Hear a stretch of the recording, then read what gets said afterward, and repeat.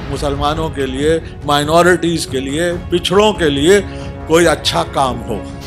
कहीं नहीं होता है ऐसा, दुनिया में कहीं नहीं होता है। उन्होंने जो गलतियां की होंगी वो अपनी जगह हैं, उसकी सजा उनको दी जा सकती है, मगर उसकी सजा जेल नहीं है।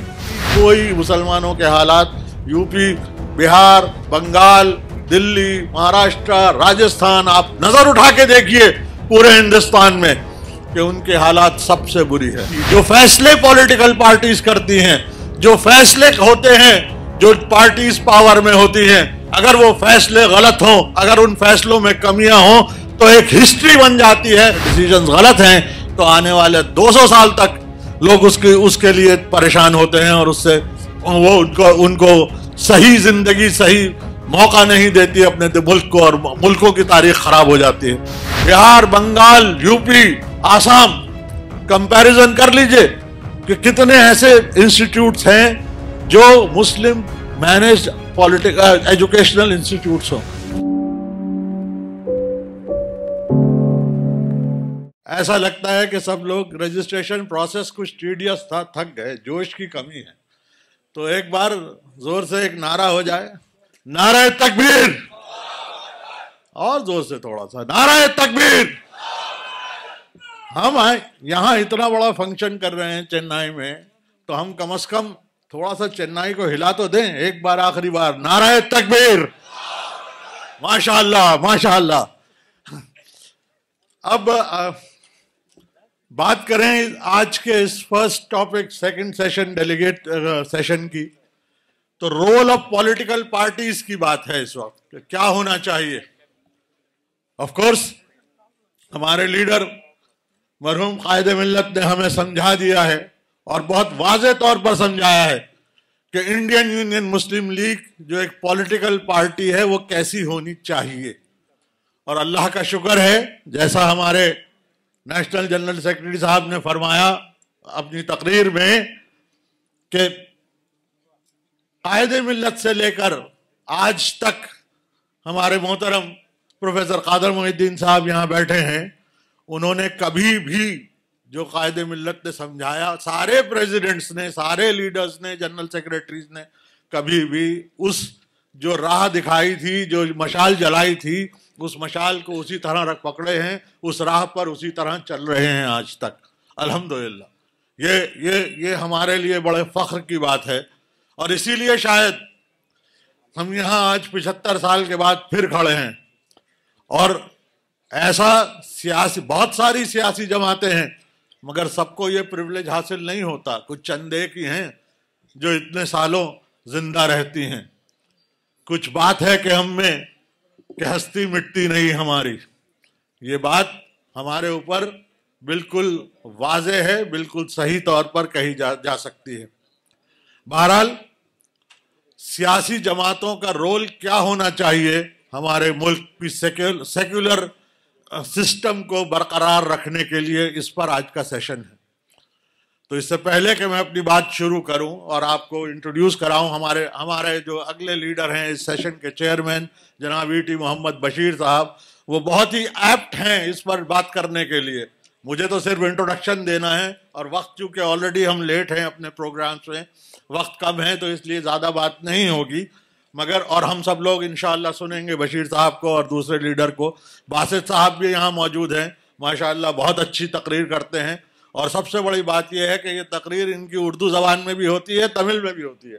तो अल्हम्दुलिल्लाह हम सब लोग तमिल में भी समझेंगे, उर्दू में भी समझेंगे और मलयालम में भी समझेंगे, शायद वो बोल सकते हैं। मगर शुरू करने से पहले एक शेर आपको सुना होगा आप लोगों ने, बहुत, ये शेर बहुत पुराना शेर है, मगर इस मौजू के लिए, जिस मौजू पर हम बात कर रहे हैं, उसके ऊपर बिल्कुल सही उतरता है और आपको अंदाजा होगा इस बात का।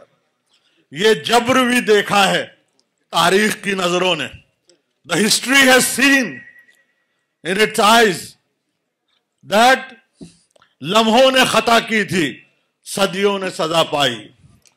लम्हों ने खता की थी, जो फैसले पॉलिटिकल पार्टीज करती हैं, जो फैसले होते हैं, जो पार्टीज पावर में होती हैं, अगर वो फैसले गलत हों, अगर उन फैसलों में कमियां हों तो एक हिस्ट्री बन जाती है गलतियों की तारीख में, कौमों की हस्तियों में, कौमों की जिंदगियों में।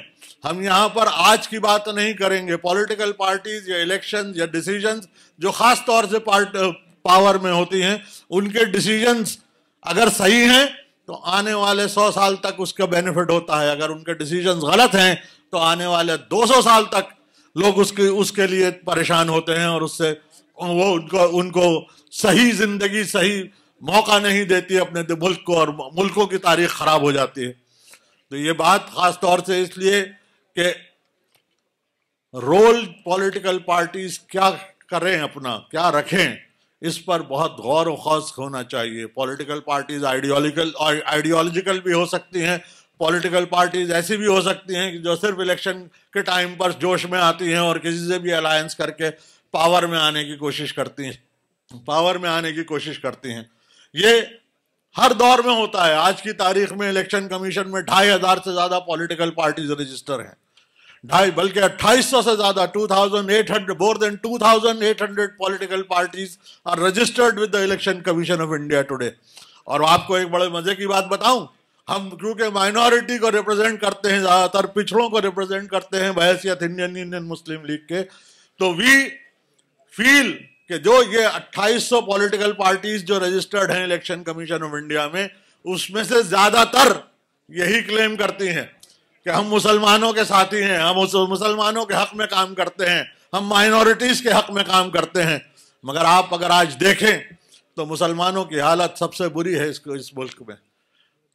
एजुकेशन की बात करें, फाइनेंशियल की बात करें, इकोनॉमी की बात करें, किसी शोबे में आप बात करें, सिवाय 1-2 सूबों को छोड़कर जिसमें केरला और तमिलनाडु शामिल है, उन सूबों को छोड़कर कहीं पर भी कोई मुसलमानों के हालात, यूपी, बिहार, बंगाल, दिल्ली, महाराष्ट्र, राजस्थान, आप नजर उठा के देखिए पूरे हिंदुस्तान में कि उनके हालात सबसे बुरी है। हालांकि उनके मसीहा 2000 से ज्यादा मसीहा पॉलिटिकल पार्टीज हैं उनकी, more than 2000 political parties claim that they are working for the minorities, they are working for the Muslims, but even then in this country the Muslims are the most backward। Sachar commission की reports आप सबको याद होंगी, आप सबने सुनी होंगी, सबने पढ़ी होंगी। रंगनाथ मिश्रा कमीशन की रिपोर्ट्स आप सब लोगों ने पढ़ी होंगी, सुनी होंगी। आप देखिए क्या हाल है। और सिर्फ एक बात मजीद कहकर, एक वजाहत करके, इनफैक्ट मैं आप सबसे रुखसत करूंगा और ईटी बशीर साहब को इनवाइट करूंगा स्टेज पर आने के लिए, माइक पर आने के लिए, कि फैसले गलत और सही कैसे होते हैं इसकी एक मिसाल आप लोगों को देना चाहूंगा। बहुत छोटी सी बात है। हिंदुस्तान में, नॉर्थ इंडिया में खास तौर से जो 4 बड़े बड़े स्टेट्स हैं, जिसमें यूपी, बिहार, बंगाल और आसाम भी शामिल है, और पूरा हिंदी बेल्ट जिसको कहते हैं, उस हिंदी बेल्ट में आप ये देखिए कि मुसलमानों की एजुकेशन की हालत क्या है। बाकी चीजें छोड़ देते हैं, सिर्फ एजुकेशन की बात करते हैं। यहाँ बहुत सारे लोग हैं जो एजुकेशन से जुड़े हुए हैं और एजुकेशन के लिए काम करते हैं और बहुत सारे इंस्टीट्यूट्स भी चलाते हैं। हम सिर्फ एक कंपैरिजन करना चाहते हैं, आपकी नजर में सिर्फ एक कंपैरिजन देना चाहता हूं कि साउथ इंडिया और नॉर्थ इंडिया में एजुकेशन के हालात क्या हैं और क्यों हैं। और ये पॉलिटिकल फैसले होते हैं, ये पॉलिटिकल फैसले होते हैं कि किस तरीके से एजुकेशनल इंस्टीट्यूट्स बनाए जाएं, किस तरीके से educational colleges, schools, primary schools बनाए जाएं, यूनिवर्सिटीज बनाई जाएं। ये पॉलिटिकल फैसले के तौर पर होते हैं। कांग्रेस की गवर्नमेंट हो, मैं किसी को ब्लेम नहीं कर रहा, मगर जो हकीकत है वो बयान करने की कोशिश कर रहा हूं आपको। लेफ्ट पार्टीज की गवर्नमेंट हो, मुलायम सिंह की गवर्नमेंट हो, मायावती की गवर्नमेंट हो, नॉर्थ इंडिया में मुस्लिम मैनेज्ड एजुकेशनल इंस्टीट्यूट 10% भी नहीं है जितने साउथ इंडिया में। आप चले जाइए बिहार, बंगाल, यूपी, आसाम, कंपैरिजन कर लीजिए कि कितने ऐसे इंस्टीट्यूट्स हैं जो मुस्लिम मैनेज्ड एजुकेशनल इंस्टीट्यूट्स हो। उसके बरक्स केरला, तमिलनाडु देख लीजिए। यूपी के अंदर, मैं एक बात और कह दूं, यूपी के अंदर आजम खान साहब ने एक यूनिवर्सिटी बनाई, बहुत बढ़िया काम किया। मुलायम सिंह यादव के करीबी तरीन साथी और फाउंडर उनकी पार्टी के। आज उस यूनिवर्सिटी को बंद करा दिया गया है, हालात बहुत खराब हैं और तकरीबन अगर बंद नहीं हुआ तो शायद बंद होने वाली है कुछ दिन। और उसके बानी जो है वो जेल में पड़े। उनका पूरा खानदान जेल में पड़ा है। ऐसा कहीं सुना है कि एक इंस्टीट्यूट बनाने के लिए, एक पब्लिक एजुकेशन इंस्टीट्यूट बनाने के लिए, एक यूनिवर्सिटी बनाने के लिए उस आदमी को जिसने वो बनाई उसको जेल भेज दिया गया? कहीं नहीं होता है ऐसा, दुनिया में कहीं नहीं होता है। उन्होंने जो गलतियां की होंगी वो अपनी जगह हैं, उसकी सजा उनको दी जा सकती है, मगर उसकी सजा जेल नहीं है। बात यह है दरअसल कि ये बहुत सारे जो एजेंडे हैं, जो संघ परिवार और बीजेपी के और दूसरे लोगों के जो मुस्लिम मुखालिफ हैं, उन लोगों को ये बर्दाश्त ही नहीं होता है कि मुसलमानों के लिए, माइनॉरिटीज के लिए, पिछड़ों के लिए कोई अच्छा काम हो। ये है वो पॉलिटिकल डिसीजन जो वो आज लिया उन्होंने मुसलमानों की आने वाली नस्लों को बर्बाद करने के लिए, ताकि उनको एजुकेशन ना मिले, वो लोग पढ़ लिख ना पाए। इसके बरक्स केरला की बात करूं या तमिलनाडु की बात करूं तो यहां पर पॉलिटिकल डिसीजन ये हुए, खास तौर से केरला के अंदर, कि जब भी मुस्लिम लीग पावर में आती है कांग्रेस के साथ, तो एजुकेशन मिनिस्ट्री मुस्लिम लीग के साथ होती है, उसके पास होती है। और यहां बैठे हैं दो लीडर, दो education, farmer education minister Bashir साहब भी और अब्दुल रफ साहब भी। उन्होंने न सिर्फ वहां पर एजुकेशनल इंस्टीट्यूट्स बनाए, प्रमोट किए, मुसलमानों के लिए किए, गैर मुस्लिमों के लिए किए, और हिंदुस्तान की सबसे बढ़िया संस्कृत यूनिवर्सिटी भी वहीं बनाई। इमेजिन करिए आप। और इसीलिए केरला 100% लिटरेट स्टेट है पूरे हिंदुस्तान में, और कहीं नहीं है। हम यहां पावर में थे, एजुकेशन मिनिस्ट्री हमारे पास थी, हमने उसका फायदा उठाया अपनी कौम के लिए भी, दूसरी कौमों के लिए। ये होते हैं पॉलिटिकल फैसले, ये होते हैं रोल जो पॉलिटिकल पार्टीज को लेने चाहिए, जो हमने लिए। अल्लाह का शुक्र है, इसीलिए सबने ये बात कही। बनात वाला साहब कहते थे कि मुस्लिम लीग के लीडर का दामन निचोड़ो तो वुजू कर लो, ये अल्फाज थे बनात वाला साहब के। हमारे लीडर्स ने जो भी रहे हैं, कभी आज तक किसी का रोल ये नहीं रहा हो कि किसी दूसरे के बारे में, किसी दूसरे मजहब के बारे में, किसी दूसरे लीडर के बारे में कोई गलत बात, कोई बदतहजीबी वाली बात कही हो। ये मुस्लिम लीग के लीडर्स की एक बड़ी फखरिया निशानी है। अल्हम्दुलिल्लाह हमने ऐसा किया, अल्हम्दुलिल्लाह हमारे बड़ों ने ऐसा किया। कायदे मिल्लत से लेके आज तक हम यही देखते आए हैं। अल्लाह का शुक्र है। वक्त की मुझे तंबीह मिल गई है कि मेरा वक्त खत्म हो गया है, तो मैं अपनी बात खत्म करता हूं। इंशाअल्लाह फिर बैठेंगे, और जैसा कि बात हुई कि दिल्ली के अंदर एक बड़ा कन्वेंशन इंशाअल्लाह होगा, और उससे पहले बहुत सारे स्टेट्स में होगा, तो वहां पर बैठेंगे और आप सबको बहैसियत दिल्ली से होने के नाते मैं खुशामदीद करता हूं कि दिल्ली तशरीफ लाइएगा।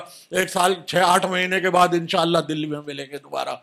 मैं अपनी बात यही ख़त्म करता हूं और शुक्रिया अदा करता हूं। बहुत बहुत शुक्रिया आप सबका, बहुत बहुत शुक्रिया मेरे लीडर्स का जो यहाँ बैठे हैं, जो Galaxy of leaders Muslim league की यहाँ बैठी है अल्हम्दुलिल्लाह, उन सबका बहुत बहुत शुक्रिया। आप सबका बहुत बहुत शुक्रिया। अस्सलाम वालेकुम।